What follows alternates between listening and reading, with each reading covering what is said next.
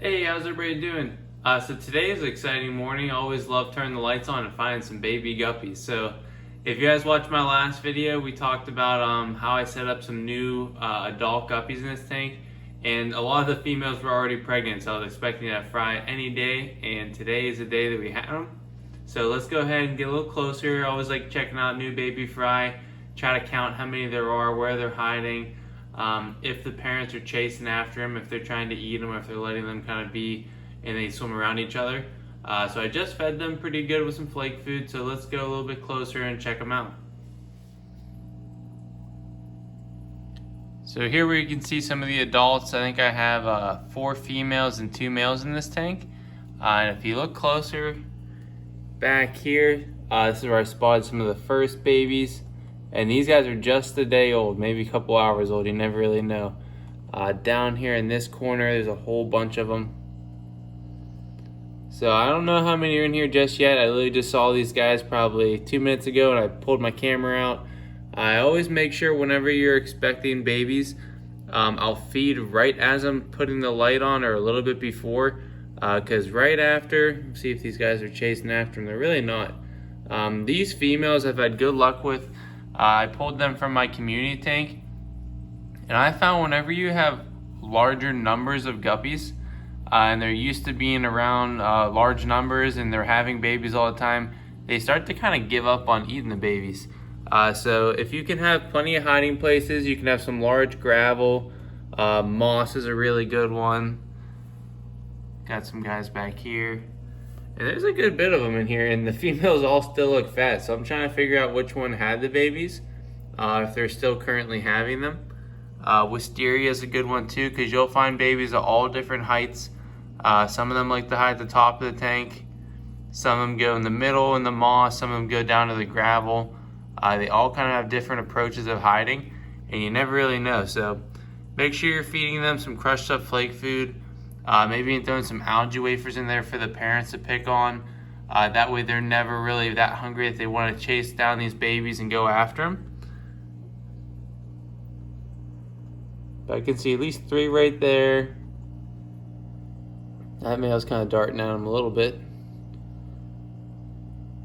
But there's probably a good 10 or so in that back corner. And now the exciting part is watching these guys grow and see what colors they end up developing. This could be one of the females having them. Let me toss this on the stand.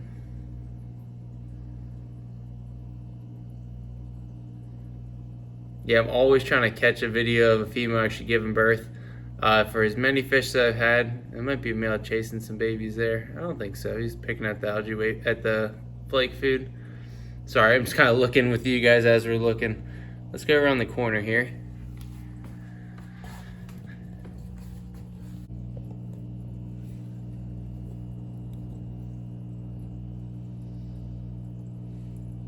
Alright, so here we have a little bit of a better look, and these guys are teeny tiny. But guppies are one of my favorite fish because there's nothing like having a fish tank and you can go to the pet store and get a couple new fish every once in a while. That makes the tank exciting, but there's nothing more exciting than breeding fish and having your own baby show up the very next day, and then all of a sudden you have 20 fish you didn't have yesterday. It's really cool. Just know that you're doing a good job, you're taking good care of your tank. It's really one of my favorite parts of the hobby of having fish. See if we can take a couple more views here. Forgive the camera. Alright, so here we might hang out for a little bit, see what's going on. I might throw a little bit more flake food in there because I can see a good, I'm trying to count them. The best way to count fish too is to take a picture of them, and then you can go back and zoom in and do all that stuff. But most of them are moving towards the left center of the tank right now.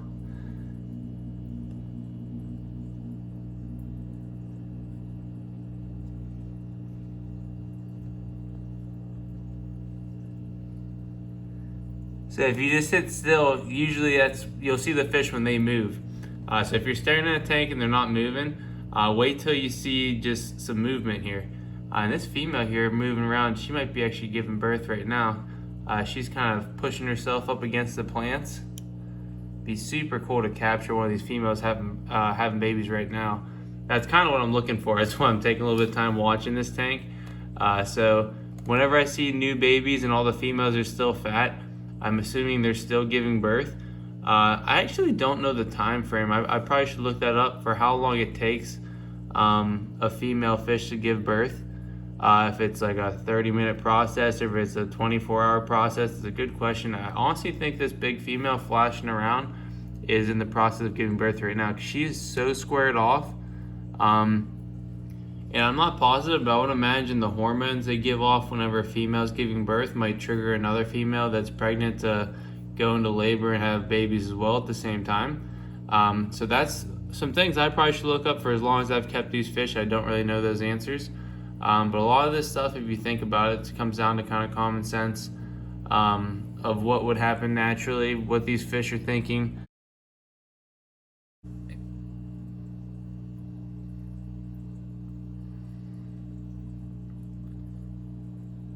Man, she is just huge though.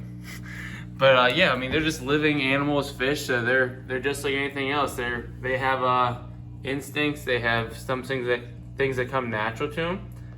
So just kind of human nature, whatever's natural for these fish. You don't have to really always overthink it.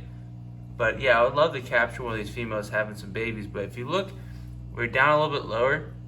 You can see all the babies kind of hovering at the top of the glass. And I don't care how long you've had fish or how long you've had certain species, it's always exciting to see new fish or have breeding behaviors.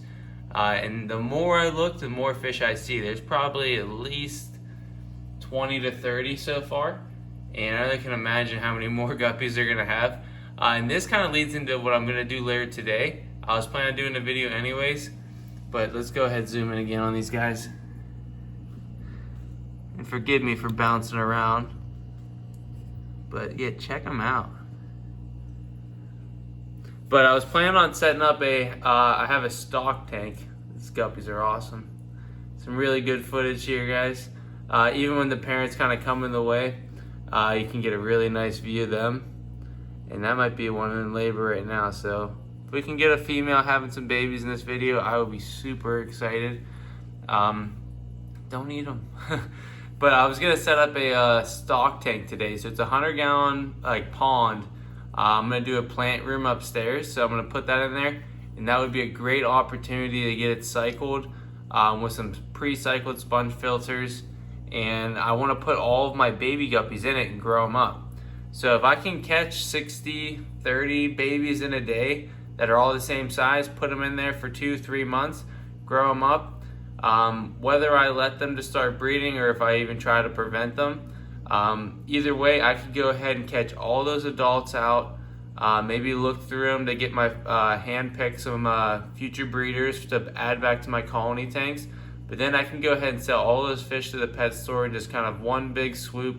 It would be so much more convenient for me, and it would be able to kind of fund the hobby a little bit more, make some really cool content for you guys, and just have one more tank to enjoy and look at.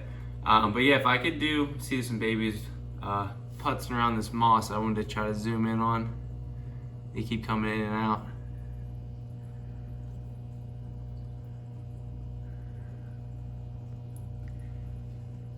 But yeah, I think that's something I'm gonna do later today. I'm gonna set that tank up. And then that'd be a really cool new series I could do on the indoor pond. We can put guppies in there, let them grow. We can scoop them out, net them out, put them in little small containers where we can look at the colors, their growth, kind of do a step-by-step things to look for whenever you're breeding. I've done a few videos on that, but every time you get something different. So I always like taking a deep dive on stuff, checking out the fish. And this male is over here on the left. This is one I was really trying to capture the other day. Let me just show off the adults for a second. But this guy's really cool, in my opinion. See if we can't get the zoom in on him or focus in on him. Trying out some different filters on the phone. Right now we're doing HD in the 60 mode. But yeah, his color is just awesome. So once he's breeding with these females a little bit more, maybe once we grow some of these babies up, I'll take some of the females out before they start breeding, and I'll add them back to this tank. I know it sounds a little bit crazy, but that's all breeding is. You're selectively breeding fish. Don't eat the babies. But yeah, you're taking kind of father to daughter, granddaughter, and that sounds crazy, but that's all breeding is. If you have a dog, you have a golden retriever, you have a lab, you're just selectively breeding for good traits, and then you're going to get more traits. If you have any bad traits and you breed those back to each other and they're related, you're going to get more bad traits. So you have to be responsible. There's a certain way of doing it right and wrong. But if you find a really nice fish and you get different generations of good traits and you're crossing them, you're not going like brother to sister, which sometimes you can do, but sometimes if it is too condensed, that's when you start getting into problems where you have just weak fish. A little bit of breeding knowledge for you guys, but I'll wrap this video up. I don't want to make it too long, but I did want to share with you some new baby guppies in the tank. I was excited, so anytime I'm excited, I pull the camera out, start recording, and I like sharing with you guys.